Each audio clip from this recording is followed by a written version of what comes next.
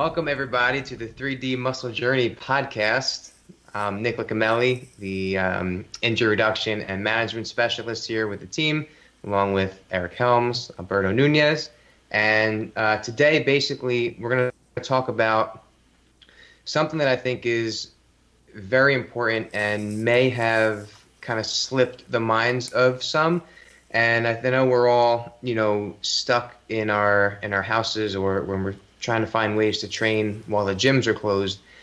And that's great. But now once the gyms open up, we have to have a plan to get back in the gym, right? We have to find a place to start, to kind of restart. We don't know how much strength we lost. We don't know how much maybe skill we lost. And so that's kind of where I think this conversation is going to go. And obviously we want to make sure that we're getting back. We're not undershooting. We're not overshooting. We want to get a good training effect. We don't want to cause injury. So basically that's kind of where the topic is going to go today. Love it. So not only are you the injury reduction specialist, you're the introduction specialist on this podcast. Now I'm really glad we're having this conversation, because I think I'm one of the lucky few who has a barbell, no squat rack or bench, and I'm limited in my weights, but the way I've had to train has definitely been different. And I'm finding myself getting stir crazy even with that equipment and doing like semi dumb stuff, like randomly doing walking lunges for the first time in months, and then wondering why I was sore for 6 days straight when I'm used to training like legs almost every day to some degree.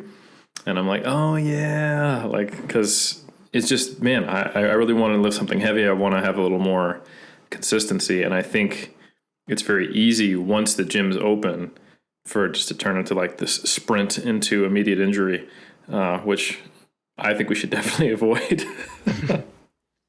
Yeah, it's kind of like it's the issue with the old, you go to a doctor because you have knee pain and they say stop squatting for 4 weeks or stop deadlifting for 4 weeks, and then you take that 4 weeks completely off.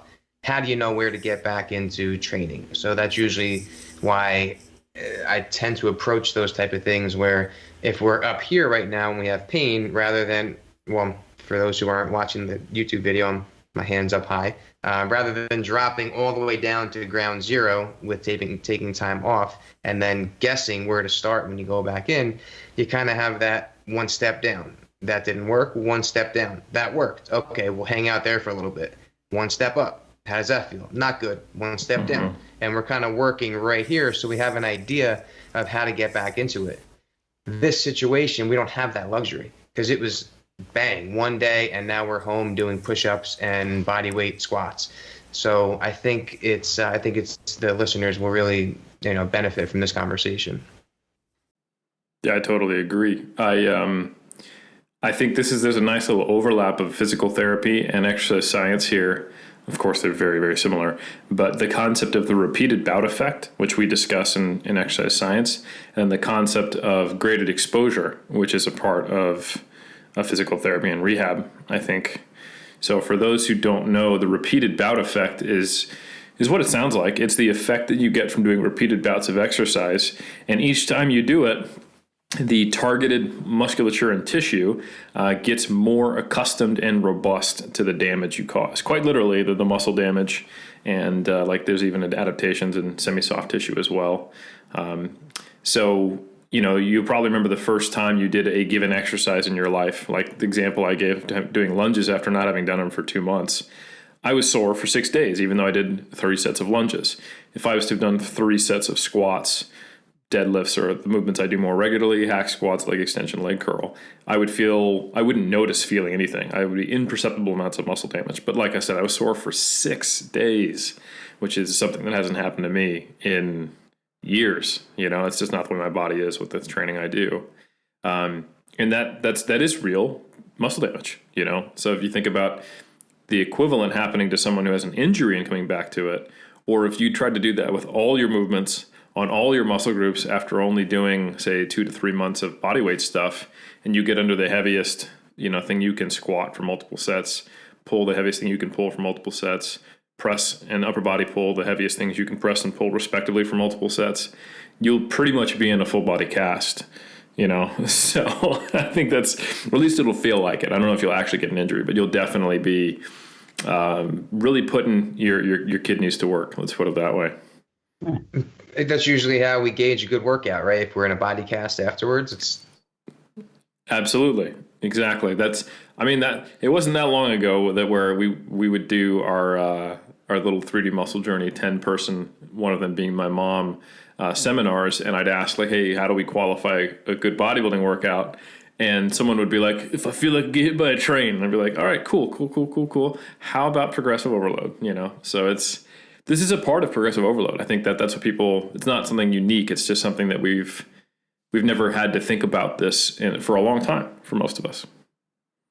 Yeah. One of the ways, and correct me if I'm wrong, one of the ways that I think about the repeated bout effect is like the first time you drove a car, right? You're very tense, right? Your wrist muscles, your hand muscles, your shoulder muscles, you're mentally fatigued because you're looking here, looking there, and you're just your body's going through this response. It's inefficient. It's I guess akin to muscle damage almost, right? You're fit after you park the car and you're done driving for the day. You got sweat under your arms. You're like, man, I need to lay down. But now, I get in my car and drive and don't even realize that I'm driving pretty much. So I feel like it's just that. And it's almost like a protective mechanism, right? Because if we had to think about every single routine that we do and there was no repeated bout effect, then we would not be able to autopilot certain things that aren't essential. Right? I guess that's kind of the similar concept there. Yeah, I think now I can send memes when I drive, man. Like that's how you've graduated to be able to text while you drive. Exactly. I love it. That's the take home, folks. You've earned the right to do things incredibly dangerous. Yes. I think, real quick tangent before we get back to it. I think if people understand that some of the data we have would suggest that our body deals with muscle damage first before it starts to lay down new adaptations, quote unquote, that if there is a really, really high level of muscle damage, it can actually interfere with, muscular adaptations. And that may be why certain supplements work better in beginners who get a ton of muscle damage, like HMB seems to work which is an anti-catabolic muscle damage, help repair, if you will, technical term. Seems to not work very well in advanced lifters, but works quite well in beginners. So little tangent there. So yeah, we want to get the adaptive effects and not a crap ton of muscle damage that our body has to deal with first. And I think it's really good we've got you on the call, Berto, because Nick and I are pretty lucky. We got some equipment to train with. It's not going to be a massive transition. And you, if people have been following you on the gram, you're doing like BFR band rows, you're doing push-ups, you're doing pauses on dips. You're making it work with bands, a 35-pound kettlebell and BFR wraps in your body. When you get back to the gym, because I know you were on a hot streak. You had just squatted 500 pounds near the end of last year. I was there when that happened, which is pretty awesome. You're doing good mornings with, I think, 4 plates or more. Is that right? Yeah. Yeah, you're fucking crushing it. Like I haven't seen you in maybe 8 years or something like that, as far as the loads you're moving. So I know that's kind of a shot to the gut. And I would be in your shoes. It would be very difficult to go back to the gym and be smart. But we've got this guy, Nick. He has letters after his name. Nick. Berto comes to you and says, hey, I am a professional natural bodybuilder. I won the NGA Pro Show in 2011. I am no joke. Look at this luscious long hair. I want to get back into it. Mr. California, bro. That was the pickup line. Yes. For a year. Yeah. I am the 2008 NGA Mr. Natural California. All right. He's a god among men, but he wants to get back into training to be a god among gods, competing at the pro level. Should he get back under 475 squats and 405 good mornings? What pace? What would you recommend to someone who's literally only got 35 pounds of external load, BFR, and body weight? Yeah, so this is a situation that a lot of us are going to find ourselves in. So what's important is that we look at where the person was coming from, right? So what was their training like before this happened? That's going to determine a lot, right? So usually so a lot of the studies that go into this, and shout out to James Krieger and Mass, because they're fantastic resources, videos, articles in there about this stuff. So if you don't subscribe to Mass already, be sure to check that out, because it's awesome.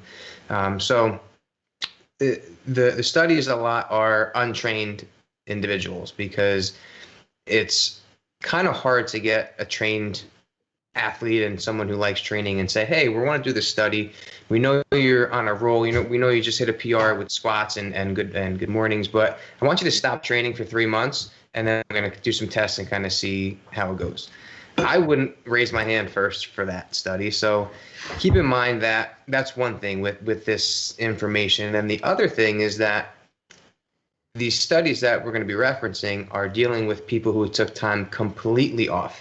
So no exercise at all, which is probably not the case for anyone who's listening to this. I feel like everyone is doing something to maintain a training effect. So I'd want to know what you were doing before and what you're doing throughout, and then we can kind of come up with a plan moving forward. So Berto, what you been doing? Since I've been training in my bedroom. Yeah, man. Yeah. You know what? I think I was fortunate enough that almost from the get-go, I kind of knew what I had and what I was going to be working with. So it hasn't changed all that much in the last, I think, 5 weeks now. So yeah, it's been, man, pause dips or push-ups, pause pull-ups or pause chin-ups, BFR rows, BFR direct arm work with bands, basically. Lateral raise is honestly the only thing that's like my heavy movement. Like that's where we're at with the upper body. Like doing lateral raises with a 35-pound kettlebell, like being somewhere in the 8 to 12 rep range is like, it's like, don't talk to me. I need to take 5-minute rest. At least that's been its role right now. Lower body has been BFR single leg Romanian deadlifts, and then BFR split squats, which I cannot wait to let go of those for a while. And then just single leg paused calf raises, and that's been my entire lower body. And I've been training 4 days a week, so just basically upper lower. Okay. And then what were you doing in the gym before all this happened? I was doing 3 upper body days and then 2 lower body days. That's where I was at. And your main movements were the squat, good morning, and a dumbbell press. Yeah. Okay. Yeah. So then, before we get into how we're going to get back into it, I don't have to have this conversation with Alberto, but I would want to make sure that the athlete understands that. Let's look at your whole career as a whole. Let's not get too focused on the now. We're going to have some decreases in strength, some decreases in size, but it's really not that much, right? Even like we were talking about those studies where they take time completely off, they still didn't lose all that much. And what they did lose, they got back pretty quickly. So I would imagine that an experienced lifter, that would happen even faster, and that loss in strength and size would be even less. When getting back into these things, we have to also consider the skill of the movement, right? And the neural adaptation of training itself. So basically, if you think about, I've shot archery since I was 3 years old. I haven't shot in maybe 3 years or so. I haven't picked up my bow. If I pick up my bow and arrow now, I'm probably not going to be as good as I was back then, but I'm probably not going to be back at square one. Like I'm probably going to be one of the best archers like in my area still, but I'm not going to be where I was. And similarly, the amount of skill that I'm going to be gaining to be back to where I was is going to happen a lot faster than it did when I was getting there originally. So that's a concept too that we should understand, is that even if there was some kind of strength loss or size loss, it's going to come back if you've been training and you're an experienced lifter. Should we talk about muscle memory a little bit and get sciencey? Take it away. I mean, I got to do something here besides just listening to you tell Berto what to do. But yeah, so this is kind of a cool phenomenon. Like if we went back 10 years, this research didn't exist. But people have always observed, like if you trained, you got away from training and you came back, it returns really quickly. And I remember even in an academic setting in like 2011, we had to acknowledge this was true, those of us who lifted and were in the academic kind of #science community, because we saw it, we experienced it. You get hurt, go on vacation, get sick or whatever, and like, man, I'm back to where I was super fast. But we don't have any data to tell us why that is. And it seems like one of those bro science-y things, right? So it was often just attributed to the fact that you retain those motor patterns. So you very quickly can recruit the muscle and train it very effectively, and you get back to where you were fast. But now we actually know there is a tissue aspect of that. It's not just, neuromuscular, that, muscles are multinucleated cells. We have what's called myonuclear domain theory, which means that each one of those nuclei can govern a certain amount of tissue. So one of the things that we think bottlenecks growth is how many nuclei do I have, therefore how much tissue can they govern. And one of the cool things we found through most experiments, not all, this is an emerging field, is that if you train, take time off training, you may atrophy and actually lose cross-sectional area, but the nuclei remain. So it's very easy to regain that lost tissue. So there's actually some cool empirically proven elements of our physiology and it really makes sense if you think about it. We would go through in our hunter-gatherer states as humans, phases where we'd have access to food and then phases where we would not. And we would atrophy, we would lose size, we would experience famine. And if we had to readapt to the needs of a hunter-gatherer society at the same pace, we wouldn't be here today. So it was the things that got passed on genetically would be those who could get back to being an effective hunter-gatherer society. So anyone who's been in the game long enough is not really afraid of quote unquote losing gains because you don't really lose them. Though they retain probably in some relationship to how long you'd had them. Like if you train for 3 months and then stop, and that's all you'd ever train for, and you train and you detrain for 6 months, you'd probably be back to square one. But if you trained for 3 years and took 3 months off, within a month, you'd probably be right back to making progress. So anyway, brief science break. Take it away, Nick. Yeah, that's awesome and all very, very important. So when we think about working back into the gym, ideally we would take your main lifts, so the squat, good morning, and the dumbbell press. And those lifts are the ones that are most susceptible to you kind of taking a hit on, so to speak, because there's more skill involved. It's more than just like a preacher curl. Like, yeah, you may lose some strength on a preacher curl, but it probably come back pretty quickly. There's not too much skill in that. So the main lifts are what we really want to focus on gradually getting back into. And like Eric mentioned before, graded exposure, right? So it's this stepwise approach to kind of getting back into it, getting the body accustomed to it, reaching that edge of discomfort, and then kind of finding that and sitting right on that line. Very different than when coming back from an injury, like we kind of talked about before. We're not going to look to really modify movement, so I don't think there's any reason to do a box squat before you do your normal squat. I don't think there's any need to do a hyperextension before you do your good morning. I think we should start grooving those movement patterns right off the bat, but the RPE is going to be less and the load is going to be less.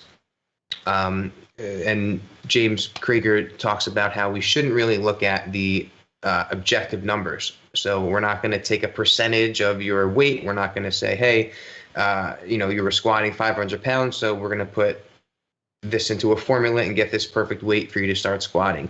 We're going to just gradually work into it. So get onto the bar, maybe 135, just get that feel again, get the feel for the squat, the movement pattern, and kind of go up from there.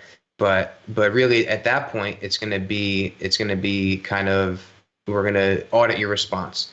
So you were training how many? 5 days a week, right? Yeah. 5 days a week. So, super conservatively, you could start with 3 days a week doing your squat, good morning, and dumbbell press on those days. Accessory work, a little bit thrown in here and there because you're an experienced lifter. Those movements you've been doing since you were a teenager, probably. So, but yeah, we would start with the main lift, just focusing on that. And then just assessing your response. How sore were you? How were you feeling during the workout, after the workout? And then we would kind of get that base and then kind of build from there.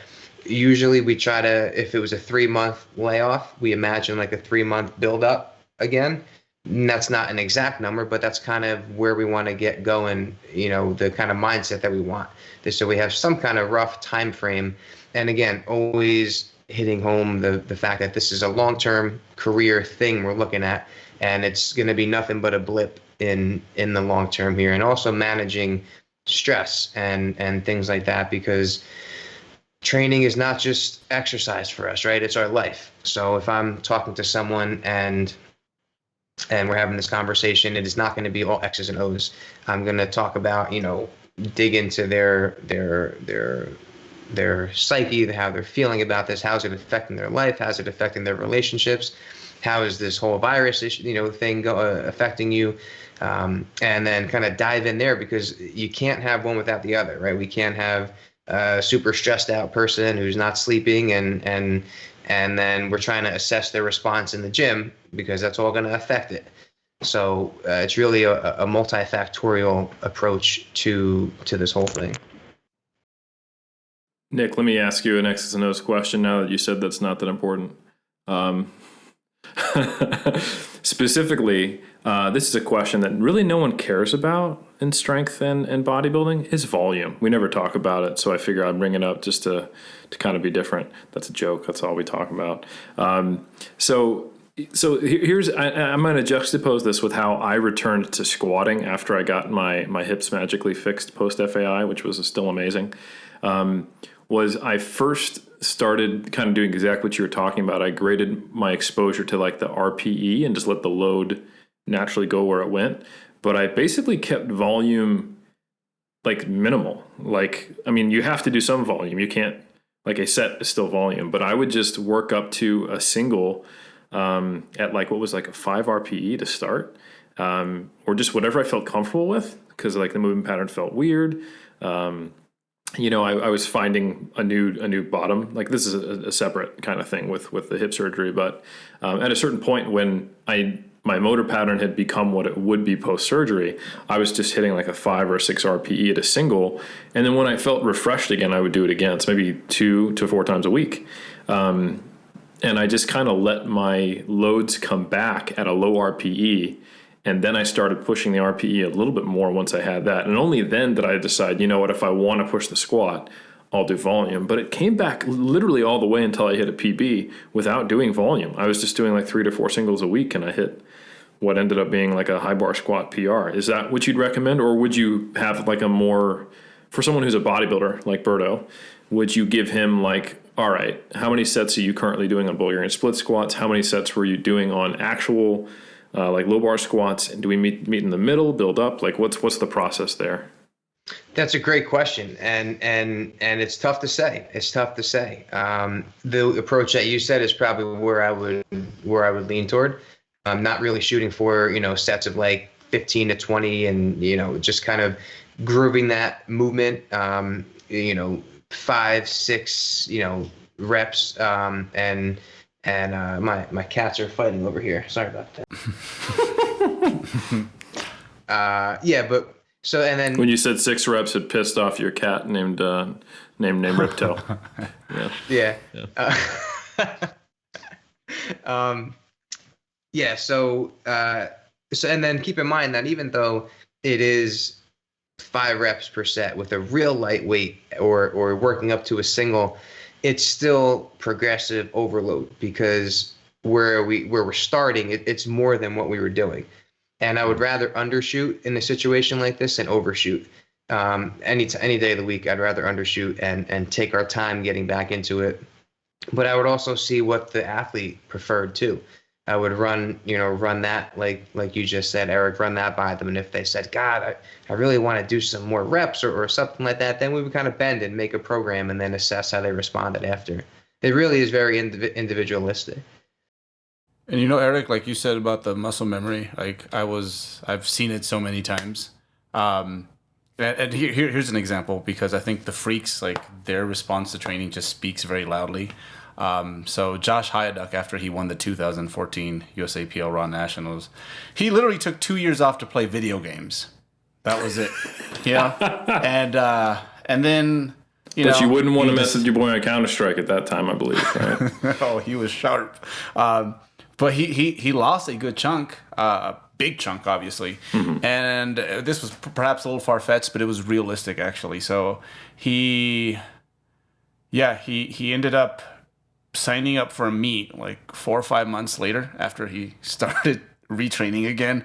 And this is total Josh, but he decided that, you know what, he wanted to go for the raw world record at the time in the 74 kilo class.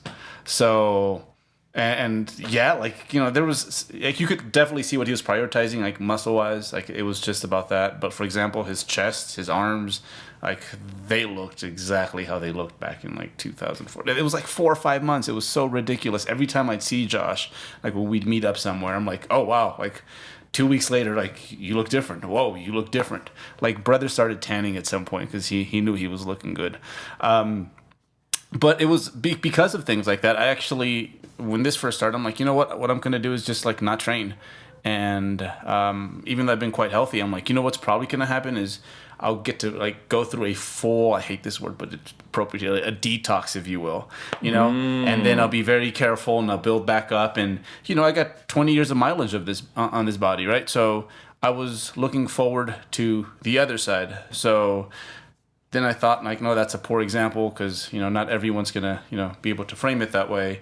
And I'll just work with what I have. And I'll still get that effect, I feel, where, when I go back in, I think long-term I'll be structurally in a better place. So that part I'm absolutely looking forward to. And when it comes to, like, walking in, I literally have no expectations other than to perhaps laugh at a few things that I might do that I wouldn't typically do, from misloading to like, holy crap, today my single is like 315.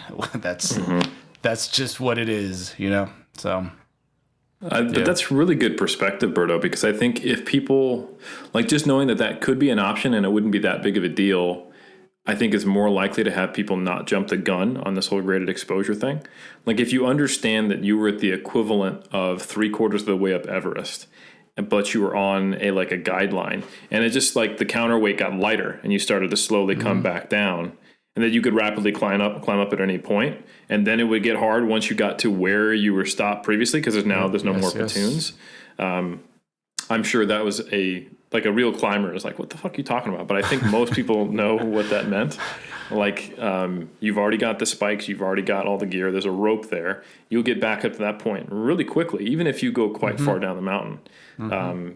And yeah, that means that there's no real benefit to being like, yeah, 315's heavy, but I've squatted 500, so let's just load up 365 because I feel like a little bee, and I really want to do this meet in October or something like that. Yeah. Like, that's most likely just going to hurt you or make you really sore or accelerate something faster than it should be, So I think even if someone is like, well, I still want to get back to where I need to be as fast as possible, knowing that the difference between taking 2 months off and doing body weight training, it's better, but neither one is that bad, I think is more likely to kind of diffuse some of those fear-based decisions of trying to rapidly go faster than you should. Yeah, 100%. And I always think back to, remember when Victor Martinez went to prison? Oh, yeah. And I'm like, man, like I saw pictures of him, and I'm like, man, if this guy, like, I feel so bad. Like, he spent his lifetime of training, and now everyone who he's competing against is getting better and better and better, and he's just like getting worse. I'm like, this guy's never gonna like step on stage again. It's just a shame. And then like he comes out, and like I know that it's a whole different world with those guys, but it just goes to show, like, if it did go like you just get better, and then if you take a drop, then you have to start back on step one, and everyone's still progressing at the same rate. He would never be able to step on stage again, and he did, right? It doesn't look that bad, like compared to everyone else up there. So, yeah, I think that was LeBron's annual strategy. Like, I'm going to take 3 months off every year. So, yeah.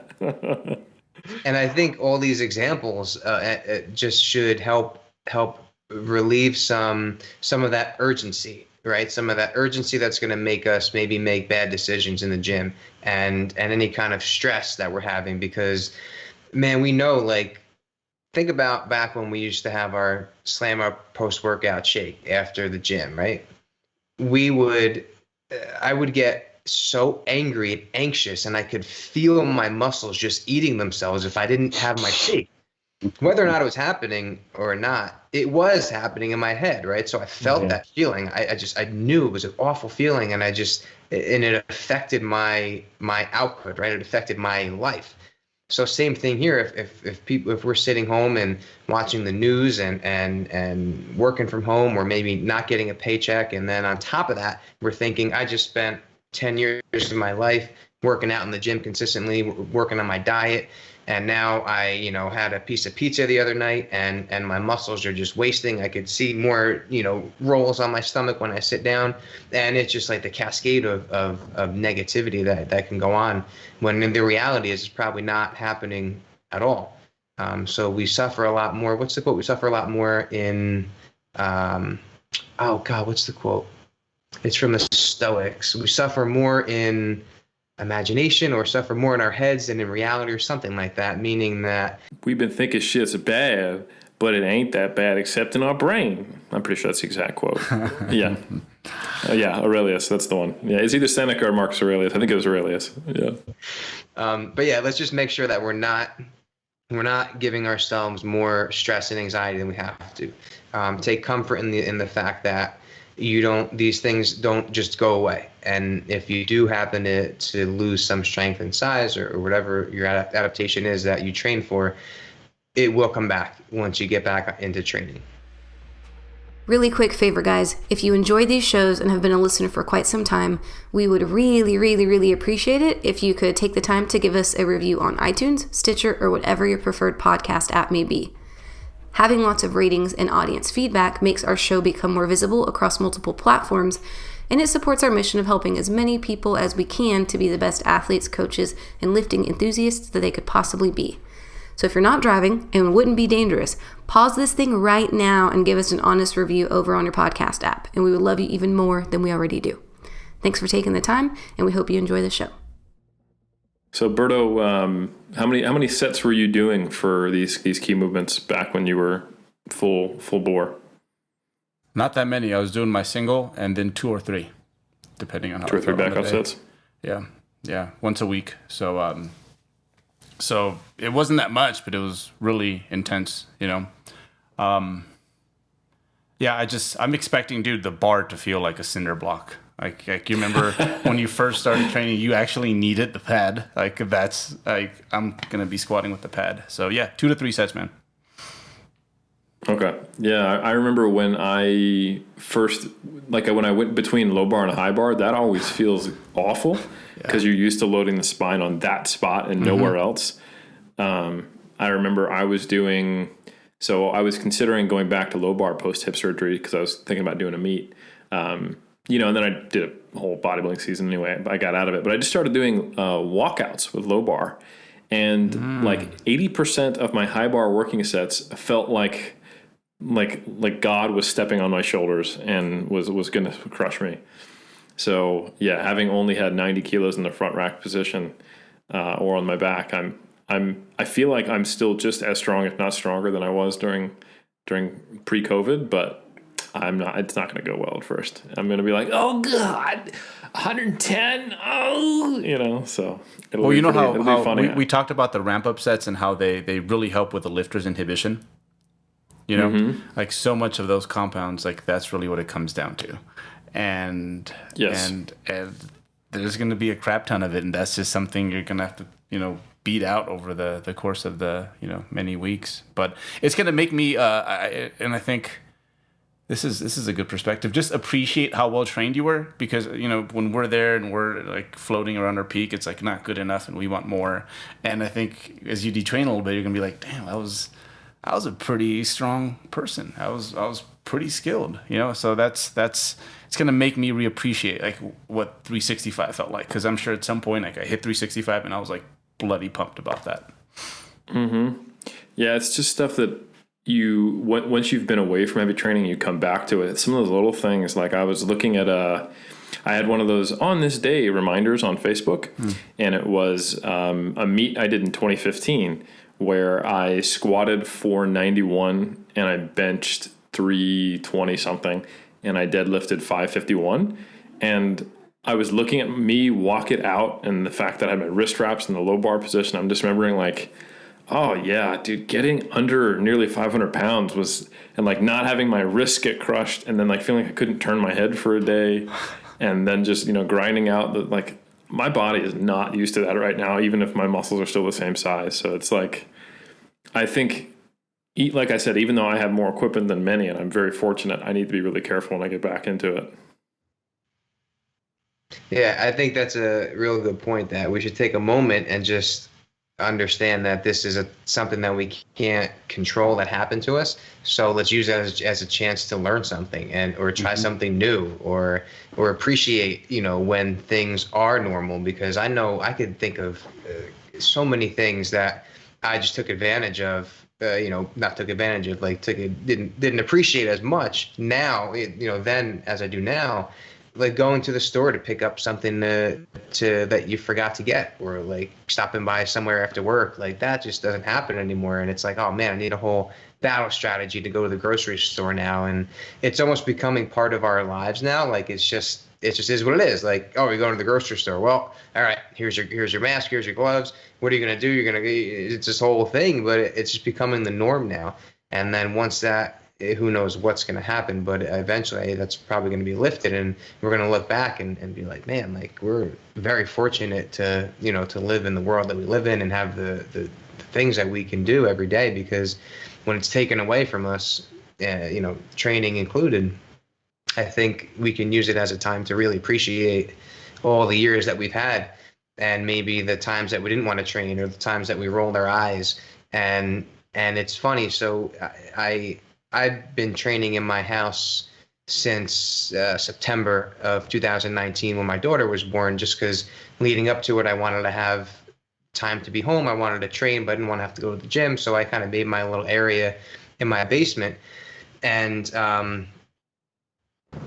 now I kind of feel like if I ever don't want to train, or like I'm like, oh man, like if I have any kind of negative feeling toward it that pops up, I'm just like, man, like what are you talking about? Like there are people that would kill to have a barbell and a squat rack right now. Like, so it almost like I don't know if it sounds silly, but I'm almost training for the rest of us, right? Like I'm like, man, like there are people out there that are don't have this right now, and I'm gonna do this squat set perfectly because I know someone out there wants to do this. And it may sound silly, but there's like that little voice in the back of my head that's like, come on, man, like you have a responsibility. If you have access to this equipment, you better do it right. It's the line in Saving Private Ryan when Tom Hanks says, "Earn this," right after they do go through the whole movie and they rescue him, and he says, "Earn this." And I think, I kind of imagine that on a smaller scale with the resources that I have. Dude, I absolutely relate to that. Like when I enjoy the fact that I can train.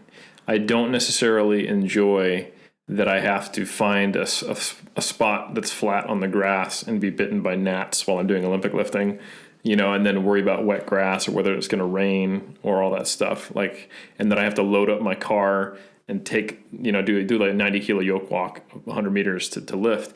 But anytime I start to be like, I don't want to do it, then I'm like, there's like a lot of people who are literally doing 50 rep sets on Bulgarian split squats, and they're like, oh my God, I would love to have a barbell.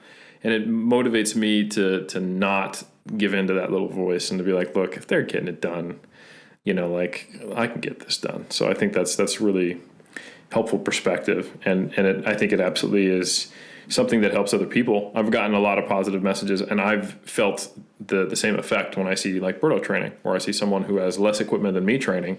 It definitely keeps me on point.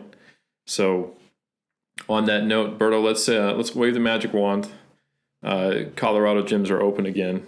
You've listened to what our injury management specialist has told you about how you're going to get back into it. Day one, what's the game plan? Oh man, talk to all my friends. It's just that's a huge one. You forget that the gym is kind of it's the social hour for meatheads. And there's just so many things that are just like the bar and like in Cheers. It's like they got a little music playing. Everyone tries to look nice Where and stuff. Everybody right? knows your rack height. Yeah. So I think even the people who like I see but maybe don't talk to as much, it's like it's going to be a little bit different.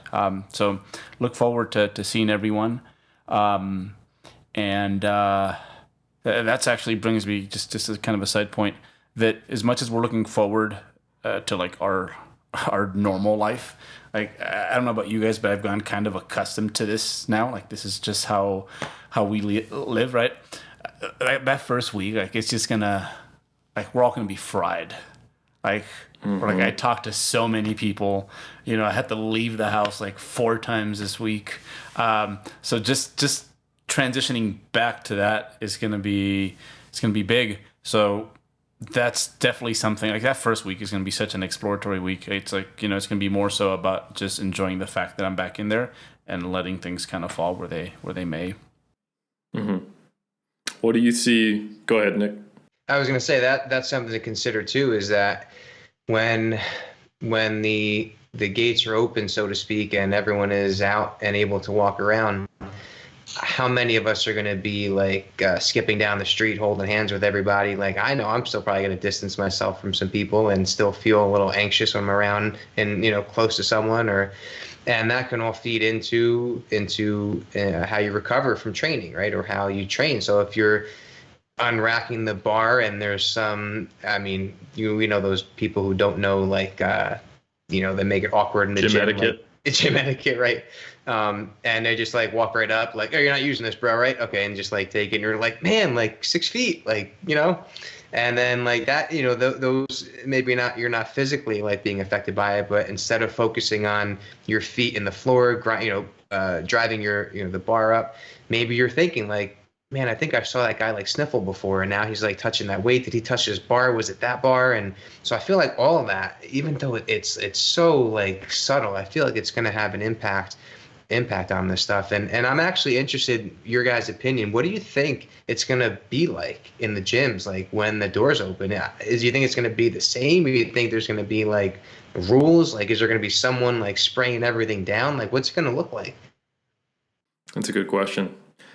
Well, I can speak we've got 4 levels here in New Zealand, and we know, like, we've been on level 4, that ends in about a week.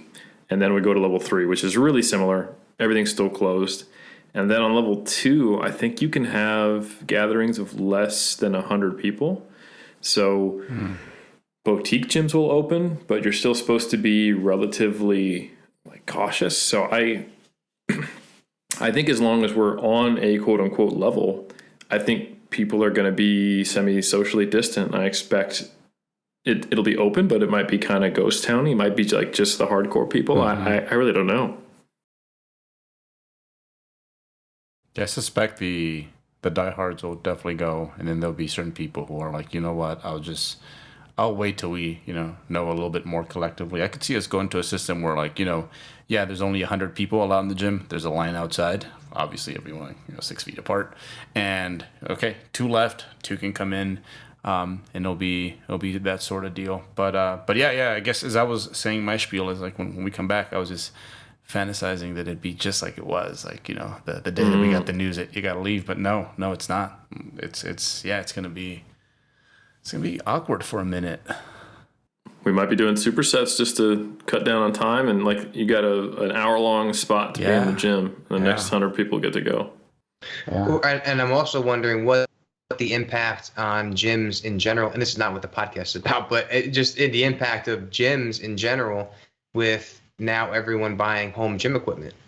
So are people going to realize like, hey, I guess I don't need that third squat rack in the corner to get a leg workout. Like I can totally like set up my little squat rack here and do my Bulgarian split squats. And so I wonder if people are going to go back, like maybe they found ways to adapt. And I know on other podcasts and things that when you guys have talked about coping through this virus, not after the fact, but coping through it, is that you find new ways, you find things that maybe you would have never tried before, and that's good. But it's scary if you're a gym and you're relying on people coming back, because now they've been forced to find other ways to do what they love, and if they find out that they're in a better spot, I'm just interested to see how that's gonna affect everything. I guess the sales of like home gym equipment and it's just there's just so many waves in this, I think.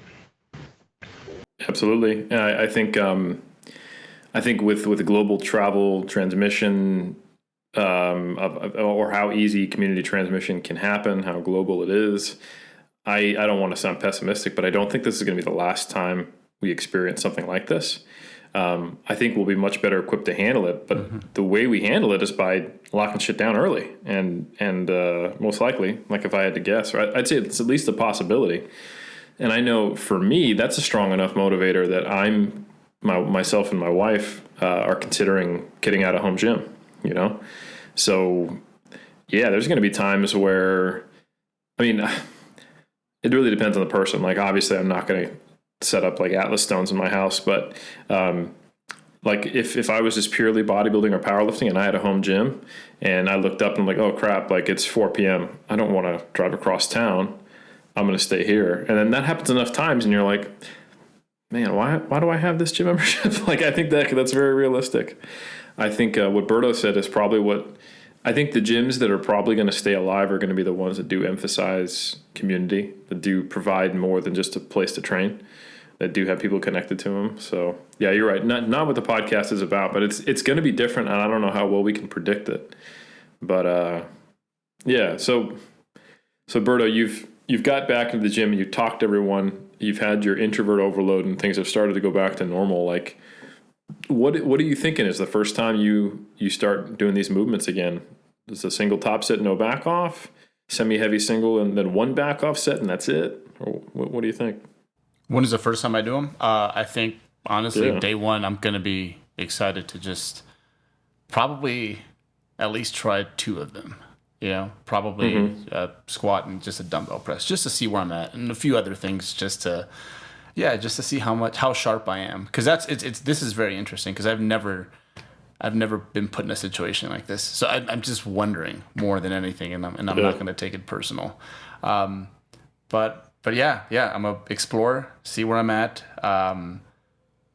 Definitely, again, like Nick said, take it easy, because I might be so amped up and happy while I'm there that like, I don't feel it. But then the next day is like, oh, wow. Like, I feel like this is only supposed to happen like when I hit PRs, you know? So yeah, no expectations, try a little bit of everything, and then see what I can realistically do. Because I don't want to get hurt. If I get hurt, well, now I got a whole other problem, which is worse than the original problem. That's a really good point. Then a 3-month lockdown becomes a 6-month lockdown very quick. Yeah. And it's okay to overshoot, right? It's okay to be a little ambitious, and then oh damn, like you audit yourself and you're like, oh, that feels really sore. Like I haven't been that sore since grade school. And then you're okay. So then you just go back in and you just reassess and you make changes on the fly. But it's all about having that auto regulation and just being able to be honest with yourself. And if you are beat up, if you are banged up, just understand that, hey, it's not, it's part of the process, and we just overshot a little bit, and now we're gonna, back off a little bit and change some things up. And like we said before, undershooting isn't necessarily a bad thing, because we can still get that repeated bout effect from very light loads. So even if we're doing like a very, very light set of 5 with a RPE of 5 or 6, 3 sets or something like that, and it feels good to squat, but it's not, you're like, man, I don't really feel this. That's okay, because what we're doing is we're exposing you to more squats, right? We're exposing the body. We're getting more exposures, so to speak, to that movement pattern. And then when we are ready to ramp it up a little bit, you would have had those repeated bout effects happen. So then you're going to be less likely to get that muscle damage or get that fatigue, just by doing those light sets over and over again. So maybe we're not, breaking down muscle and pushing intensity, but what we are doing is we're exposing ourselves to that. And what that's going to do down the road as we gradually get back into this. So like we said, if you're off for 3 months, you could estimate that you're probably going to be on for 3 months, ramping back up. Those couple weeks, or a week or 2 or 3 in the beginning that it feels like you're not doing anything, you are doing something, and it's going to help you when you are ready to load that system with some weight. It's gonna have that protective effect to it, and you're just getting your reps in of driving. So maybe you drive on the side streets over and over and over and over again, and then it's like, come on, Dad, this is easy. Like, I'm ready to try something new. Just over and over, get the fundamentals over and over and over again. Back to archery. When I first learned archery, you shoot at a target 5 yards away. That's it, 5 yards away. You get the technique down over and over again, the same exact thing like a machine. And then you just move the target further and further. You don't change though. You just move, right? You change what you're aiming at. But once you get those exposures to that, then when you go on the highway or when you shoot a longer distance, you're going to have less of that quote unquote muscle damage, right? Or like that tension that we were talking about. You're going to have worked out those kinks. Your body would have been exposed to those movements more and more. So I guess the point of all that is that overshooting, the issue you can get with that is possible injury or overuse injuries, right? Undershooting, you maybe don't get the quote unquote optimal training effect, but you're still getting those exposures and that repeated bout effect. Yeah, it's really no different than like a monumental intro week. I know we've talked a lot about deloads in the last couple of years on 3D Muscle Journey. An intro week is basically the same thing, but it's useful when you're typically going to a higher volume than you're accustomed to. And make no mistake, even if you're doing a lot of quote unquote volume of like push-ups and stuff like that, you're effectively doing almost nil volume on some of these barbell movements because it's different enough and the loading is so capped at what you can do. The actual axial loading and mechanical loading on muscles and stuff like that.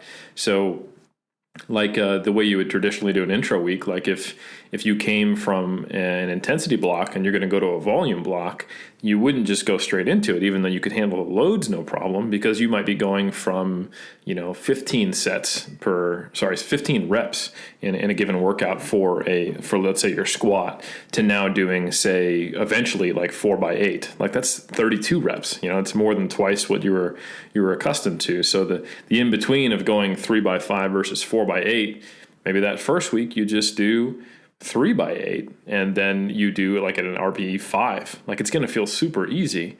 It's going to be light on your back, and it's going to feel like 3 warm-up sets. But for those who have not done that and just gone straight to 4x8 and been like, whatever, I just did 3x5 at 405, and of course I can do 4x8 at 315. That's cake. It's not. And then even if it was, the next 3 days where you're crippled, you're not going to be able to actually get back in the rest of those volume sessions. And then week 1 of your volume block, you're crippled. That's not the goal.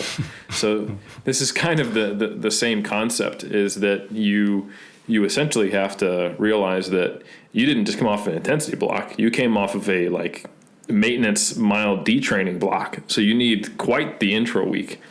I also think one aspect of this is because I would say generally powerlifters, bodybuilders, and serious enthusiasts who listen to this podcast, we all train very hard. And in a normal quote unquote environment where it's not COVID, we would be, if anything, more likely to push it a little more. That's the reason why we've talked about deload so much. It's because you often find yourself not getting that balance perfectly right. And I think in in a competitive sport environment where you're trying to push past your intermediate and even advanced levels sometimes, that's totally fine. You will probably need to do perhaps a little more than you are comfortable with or you might expect to actually make progress at this stage. And that means you're going to err on the side of not balancing fitness and fatigue perfectly. You're going to be the person who is overreached sometimes, and you'll need to pull back, recover, and do things in a way to get back behind the eight ball, if you will. So I think in this scenario, we're essentially getting the opportunity to figure out how much we were overdoing it before as part of our progress. This is an opportunity to find out, did I really need, 25 sets of legs to make progress, or could I actually make just as good, if not better, and be a little more recovered from 15? Because right now you're basically on like 8 to 10 sets of Bulgarian split squats or something like that. And so slowly, gradually build up, and hell, like I'd say if you're making progress, you don't need to keep ramping stuff up. If you're regaining muscle, if you're seeing your strength go up, I wouldn't necessarily do anything more than allow the RPEs to climb and the load to climb. I wouldn't necessarily jump up volume or frequency more than it needs to be. I think it's a good opportunity to quote unquote reset and find out if you can get by with a little less total stress to the system. Not to get by, but actually make really good progress. Yeah, I think that's important too, because throughout this whole conversation, I'm imagining Alberto and people like Alberto, but that we know that the plan prior was pretty solid. We know that what you were doing is a strategic reason why you're doing it, how you're doing it. But with my patients that I see from the general, population that, go to the gym a couple times a week, but don't really, speak the same language, so to speak.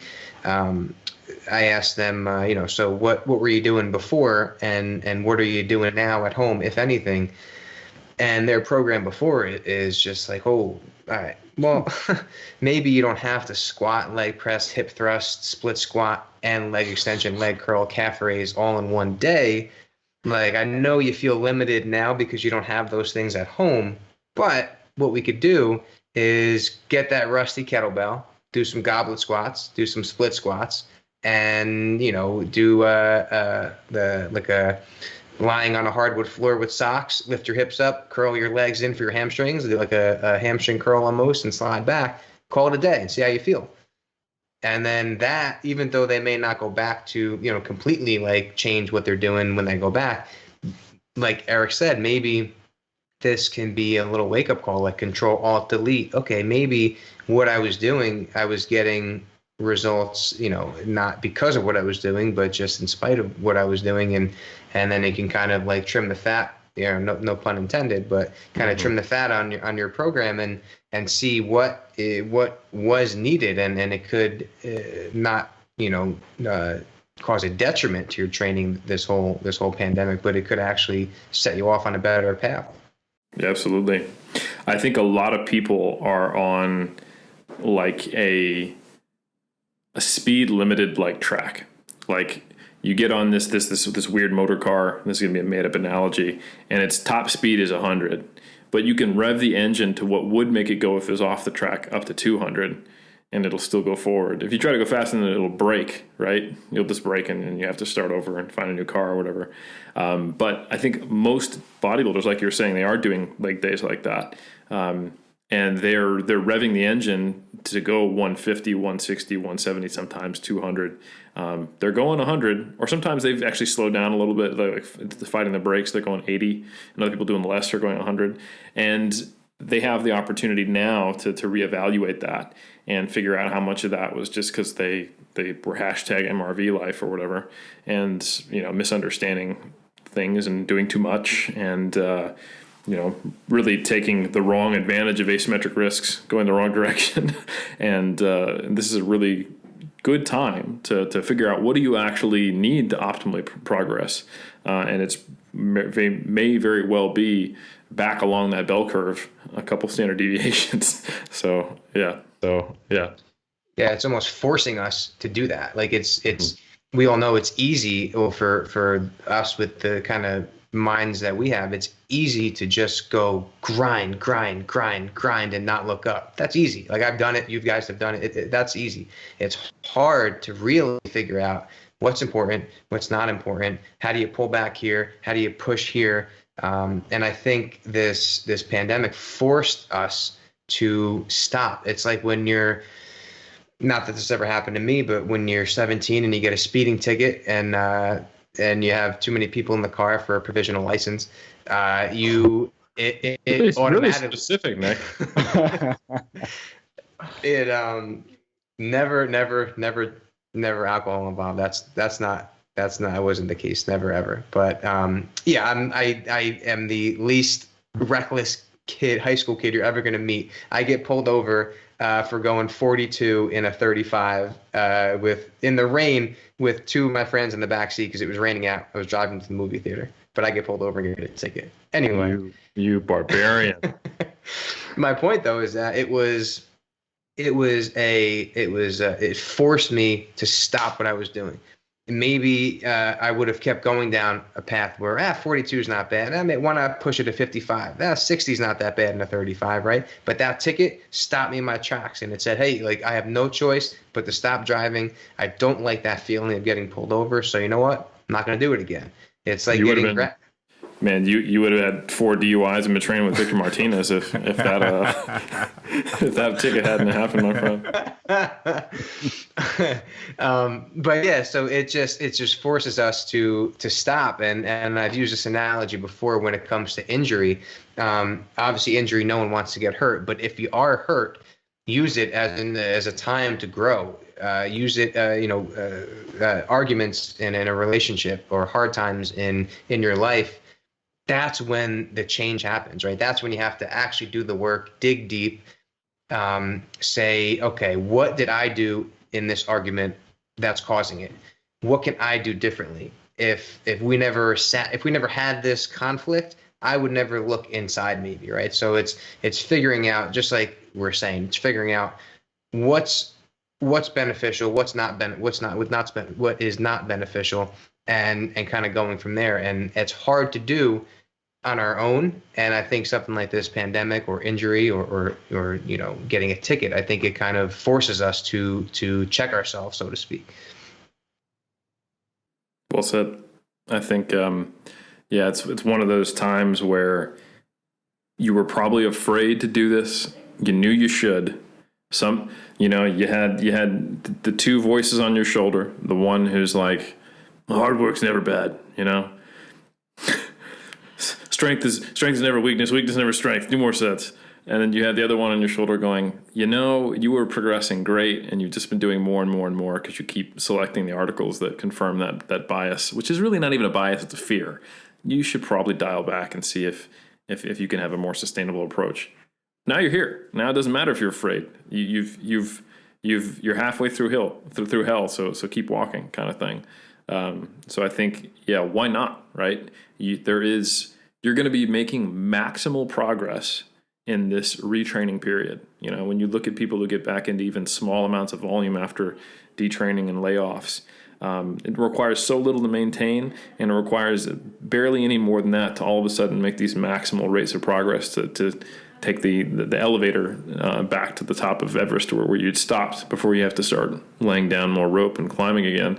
So why overdo it, And then find out where is that threshold to what do you need to do to keep ticking up Everest, and maybe a whole lot less than what you thought it was previously. And that's a good thing, because that means you've got more things to build from. If you find out if X is the amount of volume you were doing, and it's actually 0.5 of X, great. That means when you stall, you can do 0.6 of X, not X times 2, like you thought you had to do before.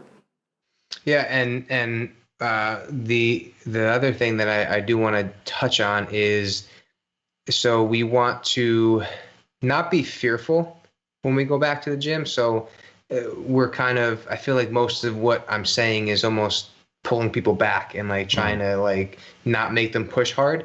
But that's just because I have this hypothetical person in my head who's like Alberto or like me, but there are people out there who maybe are scared to go back to the gym. Yeah. And now they may hear this and say, oh, damn, like now I got to even pull back further than I was going to pull back.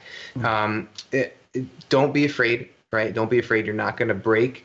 You just ease into it. So, do focus on your compound movements. Use the bar just at first, right? And it's going to be different for everybody because everyone starts somewhere differently. And by the way, please reach out to me. If you have any specific questions about your specific situation, we could dive into everything that we kind of, dove into here tonight in more detail. But don't be fearful. Don't let anxiety, don't stress about this stuff. You probably didn't lose as much as you may think you did.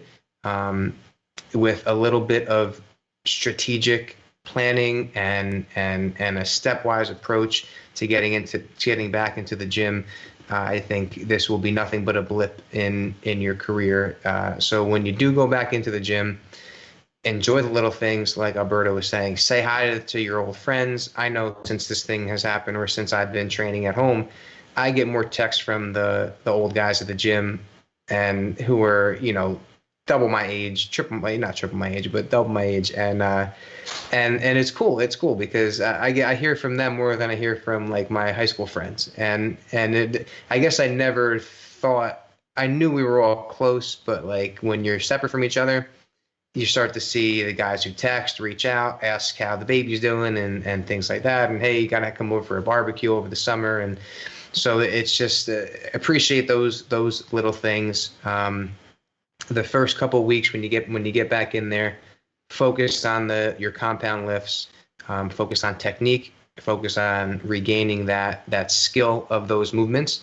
Don't forget that even though it may feel light, you are still benefiting. You're still getting those repeated exposures, and that's going to have a protective effect down the road when you start loading it a little bit more. So I know it's kind of vague in general terms that we're talking here, but that's how it's got to be because everyone is so different.